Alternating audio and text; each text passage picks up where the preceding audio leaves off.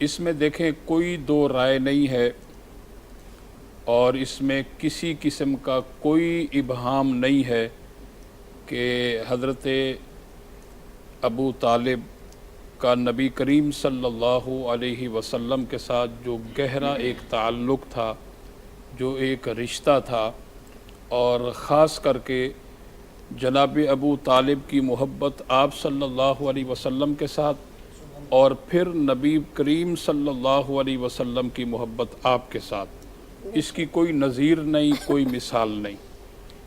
آپ دیکھیں کہ جب حضور سرور کائنات علیہ الصلوۃ والسلام کی امی جان کا بھی وصال ہو چکا، والد محترم تو پہلے ہی وصال کر گئے تھے، امی جان بھی چھوٹی عمر تھی، آپ کی وصال کر گئی، پھر آپ کی جو کفالت ہے وہ جناب سید عبد المطلب کے ہاں آ گئی، آپ کے دادا جان، اور اس وقت آپ کے دادا جان مکۃ المکرمہ میں کعبہ شریف کے متولی تھے، اور جب آپ وہاں تشریف لاتے تو خاص قسم کا قالین بچھایا جاتا، اور لوگ اس قالین پر اس وقت تک نہیں بیٹھتے تھے جب تک سرکار کے دادا جان آن کر اس قالین پر نہ بیٹھ جائیں اپنی خاص جگہ پر۔ اتنا احترام تھا تمام قبائل کے سردار، قبائل سے تعلق رکھنے والے افراد، لیکن حضور سرور کائنات علیہ الصلوۃ والسلام کی جیسے ہی جلوہ گری ہوتی، سرکار آن کر کے اس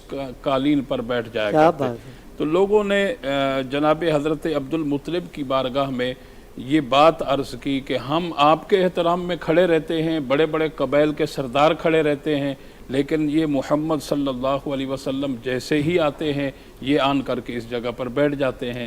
تو حضرت عبد المطلب نے کہا کہ میرے اس بیٹے کی بڑی شان ہے، بڑا مقام ہے، ان کی مرضی آئے تو یہ بیٹھ جائیں یا کھڑے رہیں، تم میں سے کوئی ان پر کسی قسم کا اعتراض نہیں کر سکتا۔ اب جب آپ کے دادا جان کا بھی انتقال ہو گیا تو پھر سرکار دو عالم علیہ الصلوۃ والسلام کی جو کفالت ہے وہ سرکار کے چچا جان جناب حضرت ابو طالب کے ہاں آ گئی، اور حضرت ابو طالب آپ جانتے ہیں کہ بہت بڑے تاجر تھے، آپ تجارت فرمایا کرتے تھے، اور جب آپ کے ہاں آپ کی کفالت آئی، تاجر ضرور تھے لیکن مالی اعتبار سے جو مالی حالات تھے وہ ذرا کمزور تھے، لیکن جب آپ صلی اللہ علیہ وسلم کی کفالت آئی اور چچا جان کے گھر آپ تشریف لائے، اور اس وقت آپ نے حکم فرمایا گھر والوں سے کہ محمد صلی اللہ علیہ وسلم ہمارے گھر آ گئے ہیں اور ان کی کفالت ہمارے پاس آئی ہے، تو لہٰذا گھر میں کھانے کا دسترخوان لگا دیا جائے۔ اب گھر میں کھانے کا دسترخوان لگا، آپ صلی اللہ علیہ وسلم اس دسترخوان پر جلوہ گر ہوئے۔ علی ابرار صاحب جب وہ دسترخوان پر کھانا لگا دیا گیا اور حضور کی جلوہ گری ہو گئی، اب جناب ابو طالب کی فیملی اس دسترخوان پر کھانا کھا رہی ہے، تو سرکار کی آمد کی برکت سے یہاں علماء نے، مورخین نے اس بات کو تحریر کیا ہے کہ سرکار کے آنے کی وجہ سے اللہ کی اتنی رحمتیں نازل ہوئی، اتنی برکتیں نازل ہوئی کہ پوری جناب ابو طالب کی فیملی نے سیر ہو کر کے کھانا کھا لیا، لیکن جس مقدار میں اس دسترخوان پر کھانا لگا تھا اتنی ہی مقدار میں کھانا دسترخوان پر۔ انہوں نے کہا کہ جب تک میرا بھتیجا محمد صلی اللہ علیہ وسلم دسترخوان پر نہیں آئے گا اس وقت تک دسترخوان نہیں لگے گا۔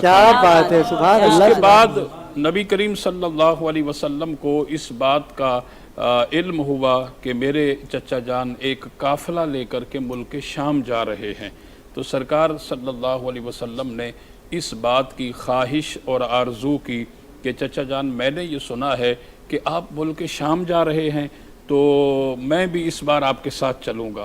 تو آپ نے فرمایا کہ بیٹا ملک شام کا سفر بڑا لمبا اور طویل ہے، آپ یہاں مکۃ المکرمہ میں ہی آرام کریں اور ہم وہاں جائیں گے، آپ اتنی زیادہ تکلیف کیسے اٹھا سکیں گے؟ اب یہاں امام برہان الدین حلبی نے سیرت حلبیہ کے اندر یہ سارا واقعہ لکھا اور دیگر کتب کے اندر بھی موجود ہے۔ تو سرکار نے جب اصرار کیا کہ نہیں اس بار میں ساتھ چلوں گا، اب حضور کو ساتھ لے لیا، قافلہ وہاں سے چلا۔ جب قافلہ چلا تو راستے میں ایک ایسے مقام پر یہ قافلہ پہنچا جو کہ عیسائیوں کا ایک گرجا گھر تھا۔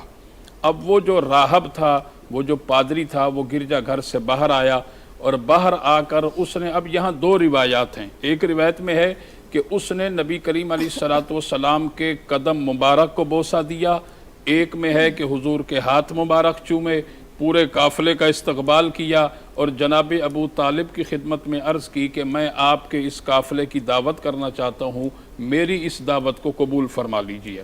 آپ نے دعوت قبول فرما لی. حاصل کلام یہ کہ علی ابرار صاحب وہاں کھانا بن گیا اور اس راہب نے اتنا زیادہ کھانا بنوایا کہ ہر آنے جانے والے قافلے کے لوگوں کو, راہگیروں کو آج ان مہمانوں کی خاطر کھانا کھلایا جائے. اب وہ دسترخوان لگ گیا اور یہاں یہ فیصلہ ہوا کہ سرکار دو عالم علیہ الصلوۃ والسلام اس قافلے کا جو سامان ہے اس کی حفاظت پر مامور رہیں گے, ہم سارے کے سارے وہاں کھانے کے دسترخوان پر چلے جاتے ہیں. اب اس راہب نے کہا کہ بھئی سارے مہمان آپ کے قافلے کے افراد آگے, کوئی باقی تو نہیں ہے؟ تو ان کو بتایا کہ ہمارے قافلے میں ایک نوجوان بچہ ہے جو کہ سامان کی حفاظت کر رہا ہے. تو اس راہب نے کہا کہ اے ابو طالب, آپ یہاں سے پہلے بھی آتے اور جاتے ہیں, میں نے کبھی آپ کے استقبال قافلے کا نہیں کیا. جس عظیم مہمان کی خاطر میں نے سارا اہتمام کیا, میرے مہمان کو آپ وہاں چھوڑ کر آ گئے. تو جائیے بلا کر کے لائیں. پھر حضور علیہ الصلوۃ والسلام تشریف لائے. اس نے ایک سوال کیا, من ھذا, یہ کون ہے؟ جناب ابو طالب سے پوچھا من ھذا, یہ کون ہے؟ تو آپ نے فرمایا کہ یہ میرا بیٹا ہے.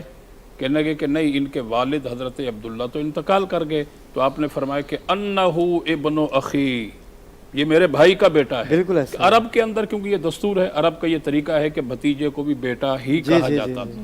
تو اس لیے انہوں نے کہا کہ یہ میرا بیٹا ہے, انہ ابن اخی, میرے بھائی کا بیٹا ہے.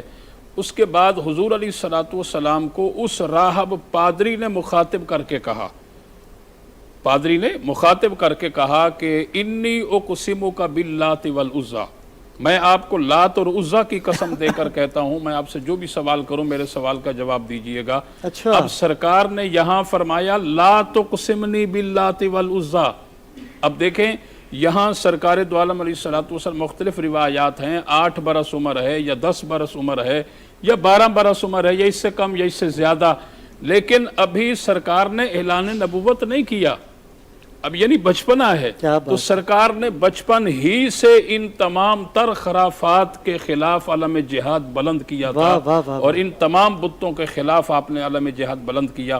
جب اس نے کہا انی اقسمک باللات والعزیٰ, میں آپ کو لات اور عزیٰ کی قسم دیتا ہوں. علی ابرار صاحب, آپ جانتے ہیں کہ یہ لات, عزیٰ, منات وغیرہ وغیرہ یہ کعبہ شریف میں جو بڑے بڑے بت ہیں یہ ان کے نام ہیں. اب یہاں ایک سوال پیدا ہوتا ہے کہ اس نے لات اور عزیٰ کی قسم کیوں دی حضور کو؟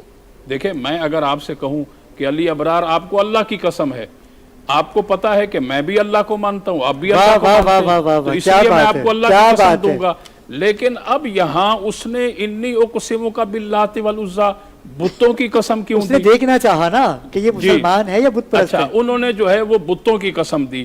اب یہاں علماء نے اس کے جواب لکھا ہے کہ اس لیے دی کیونکہ وہ خود بھی اہل کتاب ہے, عیسائی ہے, وہ بھی جو ہے وہ بتوں کو نہیں مانتے. اور اس نے اس لیے قسم دی کہ عرب کے اندر جو لوگوں کی کثرت تھی, یا تو وہ بت پرستی کرتی تھی یا پھر ان کے ہاں بتوں کا احترام پایا جاتا تھا. تو اس کا یہ نظریہ تھا کہ ان کا تعلق بھی عرب سے ہے, ممکن ہے ان کے ہاں بھی بتوں کا احترام ہو. لیکن سرکار نے فرمایا کہ لا تقسمنی باللات والعزیٰ, خبردار مجھے لات اور عزیٰ کی قسم نہ دینا, انی ابغضہم اشد البغض, اگرچہ مجھے بغض ہے, دشمنی ہے تو ان بتوں کے ساتھ.